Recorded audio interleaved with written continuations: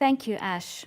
It's a real pleasure for me to introduce my colleague Patrick Geeraert, who is a project leader for CERN's ambitious project for a new education and outreach centre, CERN Science Gateway. Patrick joined CERN in 1985 after completing his studies in Belgium. He has held several positions at CERN in contracts and procurement, administrative computing, budgets and financial planning. During construction of the LHC, he became head of finance, procurement and logistics. At the end of 2008, he went on secondment to the European Southern Observatory, where he became Director of Administration. While at ESO, he initiated the project for the ESO Supernova Planetarium and Visitor Centre and oversaw its construction. So overall, he has the perfect experience for having been called back to CERN in 2017 to oversee CERN Science Gateway project. And it is about CERN Science Gateway that Patrick will now share the vision, the plans on the ground and progress to date. So Patrick, the floor is yours.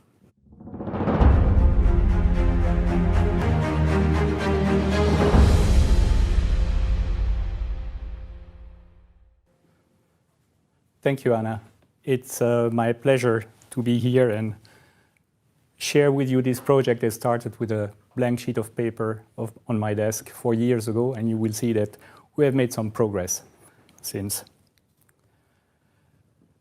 So what is this about? CERN is creating a new hub for education, training and outreach, located in the area next to the globe, in front of the main reception, and we are going also to cross the road. So it's quite a large project in terms of food imprint.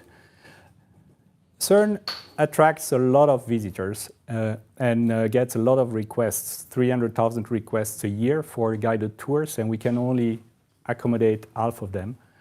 And all our training and education activities are oversubscribed. So that's great. It's a great sign of interest for science technology, and we are building on this. It's our responsibility to try to inspire young people to embark in careers in science and technology.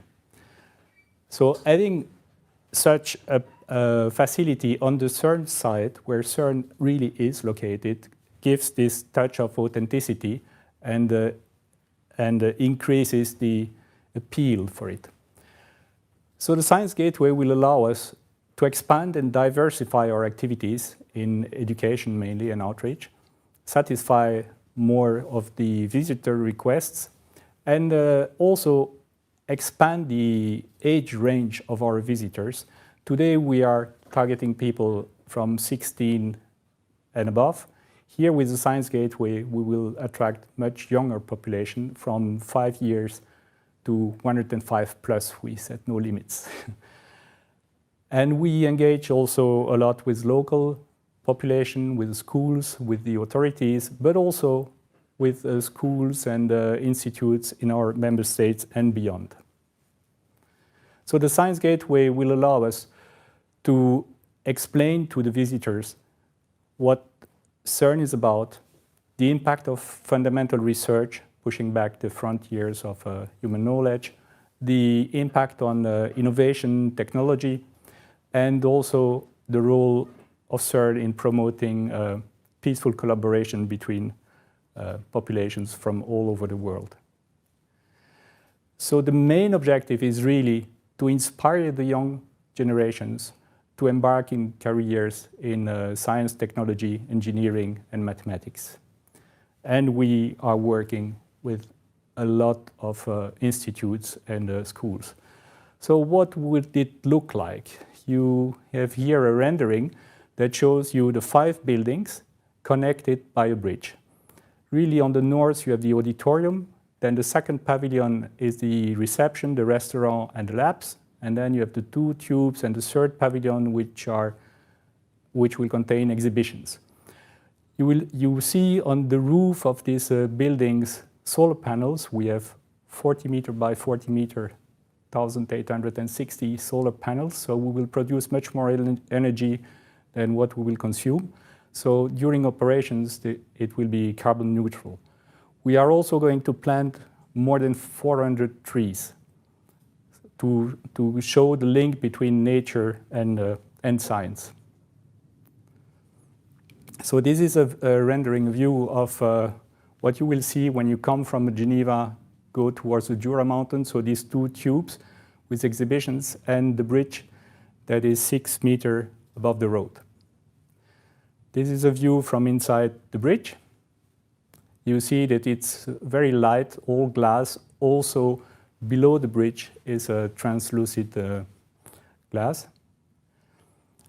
This is a view from the reception area, so between the tube and the reception. And an important part is this one. This piazza between the auditorium and the terrace of the restaurant will be used very much during summertime.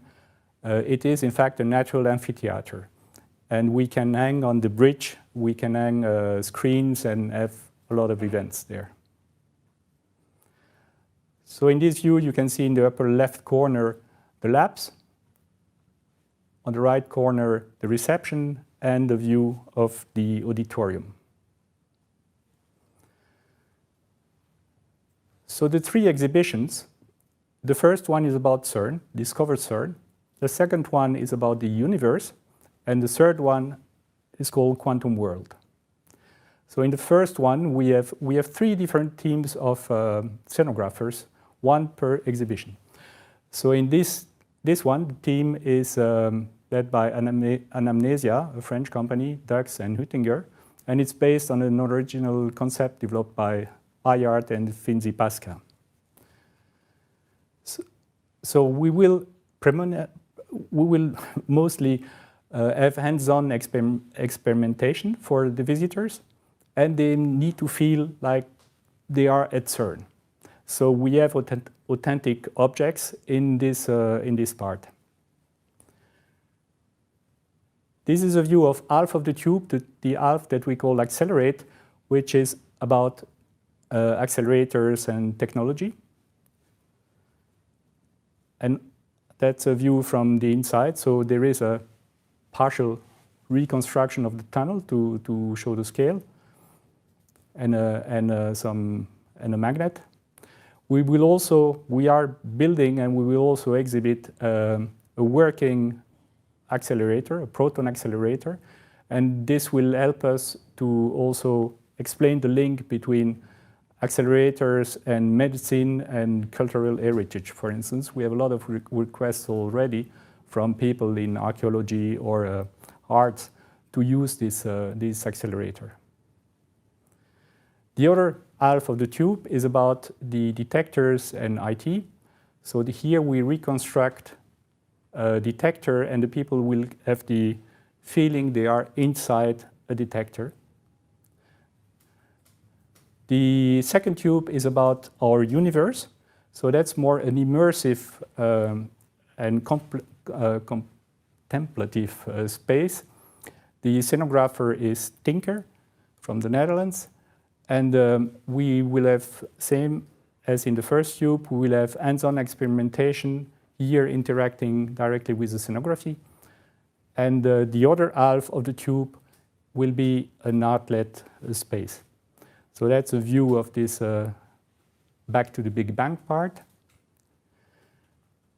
Here, well, the equipment will not have that look, but it's to give you a flavor of the atmosphere inside that part of the tube. And then the art-led space will also look different, but there we will have art pieces. We had a selection committee that selected artists, and the artists will exhibit their works in that part. That part will be about the large unresolved questions. That's the second artist. So, and the third exhibition is about the quantum world. Here the scenographer is Dumas from France.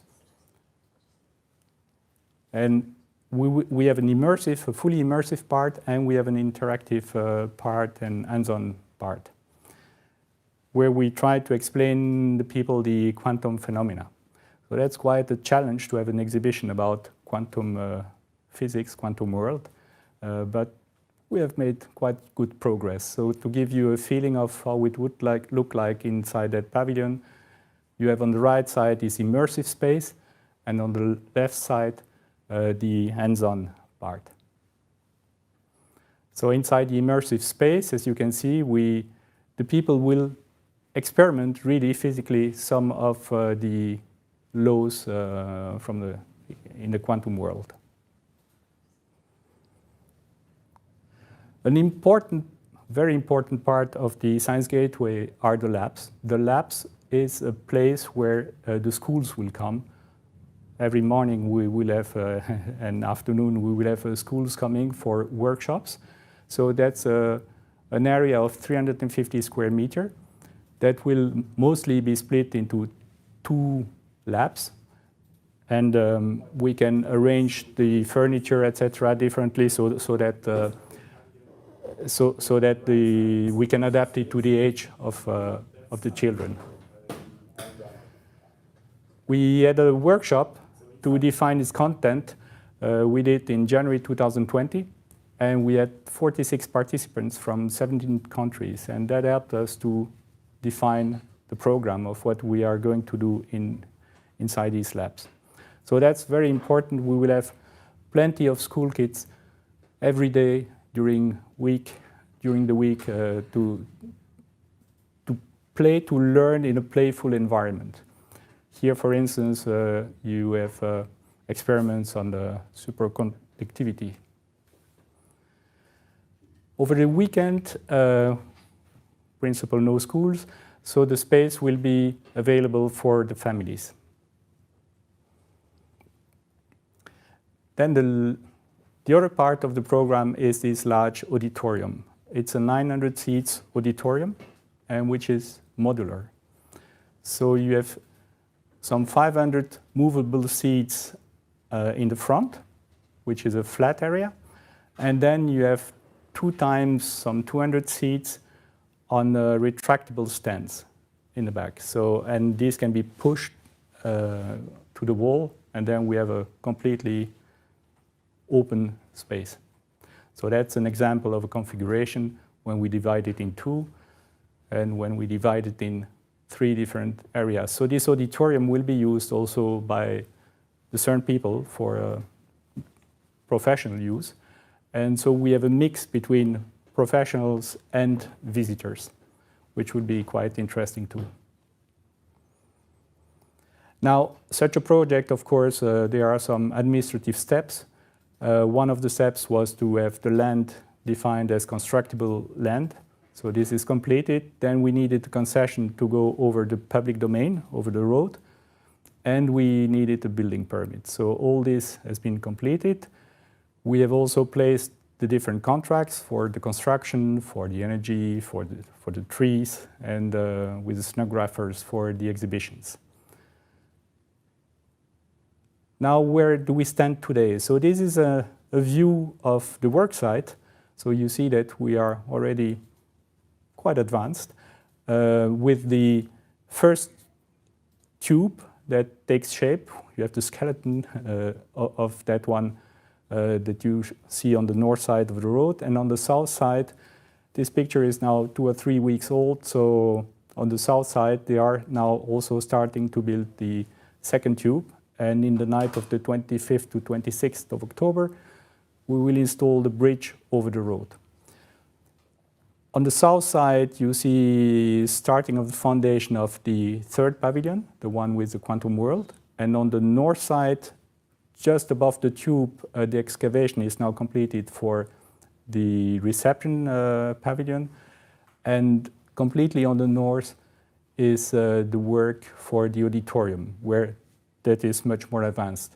And then north of the globe, you have the parking, and the parking is also now progressing well. So that is a view of the construction of the pavilion that will have the auditorium. So here we have the basement is completed and the ground floor is now completed. And now they attack the floor really with the auditorium. A view of the tube and the companies working on it. So it's quite impressive. It will be quite impressive when you will have these 2 tubes. Now, all this was only possible with donations. So the CERN budget is not used for the construction. It will be used partially for the operations, but not for the construction. The construction is completely financed through donations. So for the time being, we have 94% of the funding for the construction, 61% for the content, so 89% overall on the project. So we are progressing well. Now, of course, if you want to financially help us, you are more than welcome, or if you know people, please contact me. But we are very confident that we will reach the full funding before the end of the project. And on the timeline, as I said, I started with a white sheet of paper towards the end of 2017. And in May 2019, we signed a contract with the architects, Renzo Piano Building Workshop, so a famous architect, and a local architect, Brodbeck-Roulet. We submitted the building permit request in October 2019, and we got 1 year later the building permit, which is quite a performance. And the contract, the real works, started in November 2020. We are aiming at an opening in the first half of 2023, an opening to the public. So, thank you for having listened to me, and I am happy to see you in the Science Gateway in 2023. And we have a website that you can check to follow the progress.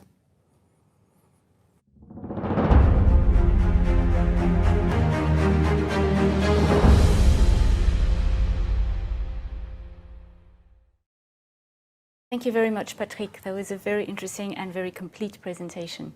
We have had a few questions coming in, so now we will take the questions. So one of the questions is if there is any coordination with the local governments concerning traffic congestion problems and public transport through the CERN sites, which is clearly a concern. Yes, so traffic congestion was already there before the Science Gateway, but thanks to the Science Gateway, the Geneva, the canton authorities are well aware that something has to be done because it will bring more people. So the frequency of the trams will be increased, and there will also be a bus that goes to Saint-Genis, bus à haut niveau de service, BHNS. So yes, there are discussions and improvements to come on the traffic. Now, again, we are right at the tram stop, so we really want to encourage the people to come by public transport. Yeah. Another question would be, in this project, what would you say are the biggest challenges that you have encountered in the project? The biggest one was to start, to get enough funding to start a project. That was probably the most difficult part. CERN had tried to build something around the globe over the last 10 years, never succeeded. So with Fabiola, we thought, maybe we have to dream bigger and then attract another level of donors, which proved to be the right strategy, and so that was the first thing. Then, of course, there were issues to get the permit. Is never an easy thing. In Switzerland, everything goes by referendum, so you never know. But there is a strong support from both the population and all the political parties, in fact. And now it's the construction, so the construction is construction with all that it entails, especially in this COVID period also, which doesn't help, doesn't make it easier. No, but it's good to see it advancing. But it's advancing, yes. So possibly related to the construction, there's a question on whether the globe of science and technology will be integrated with Science Gateway. Yes, so it will be a whole campus. The Science Gateway, the Globe, and Idea Square will all be part of the Science Gateway campus, if we can call it like this. And this will be a non-fenced area. So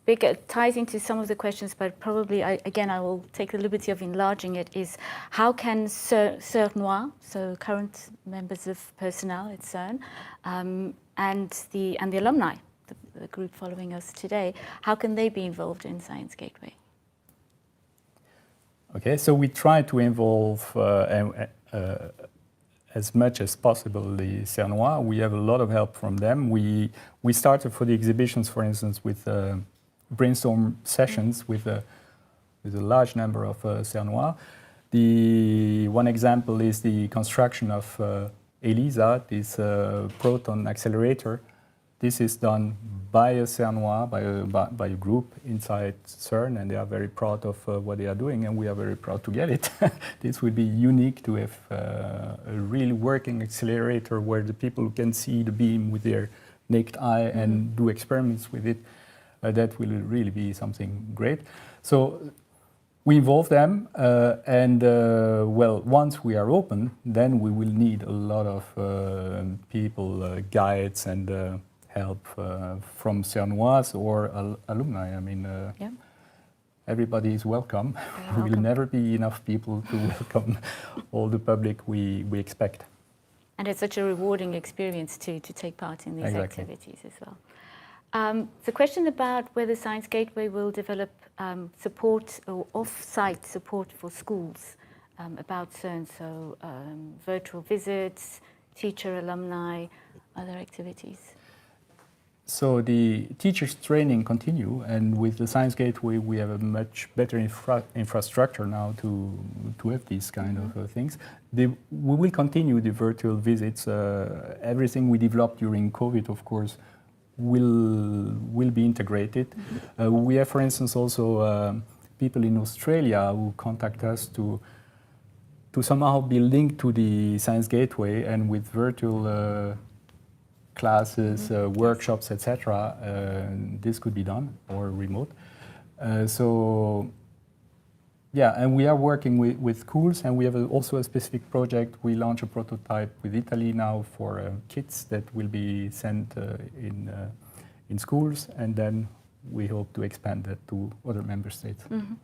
Certainly. A very concrete question on whether there will be a visitor canteen and parking. Yes, below the reception there is a restaurant canteen, and you have seen it on one of the slides, the terrace that goes on this piazza where we will have the events in the summer. So yes, there is a canteen for 250 people, so large enough, I hope. And there will be a parking, but to encourage the people to come by public transport, it will be a paid parking. And the parking is north of the globe. And how to proceed concretely to support Science Gateway. So someone heard your with suggestion. Money? With money? Contact me. That will be the easiest. Right. I mean, we are now in a phase where the design for the exhibitions is mature. I mean, we are in the very last moments to finalize them. So that construction starts. The construction of the building you have seen that cannot be changed at this stage. But of course, ideas for future, for other programs are, of course, always welcome. And any kind of help, physical help also during the opening and days after that will be very much appreciated. Okay. All right, thank you. Well, unfortunately, we have to stop here. Thank you very much. This has been an excellent taster for what Science Gateway will be. So please do contact Patrick if you would like to support Science Gateway financially, but also if you would like to offer of your time when Science Gateway is running to help us to bring to life the exhibitions and the education labs and the events that we will be organizing there. So thank you very much, Patrick, for your presentation. Thank you. Everyone.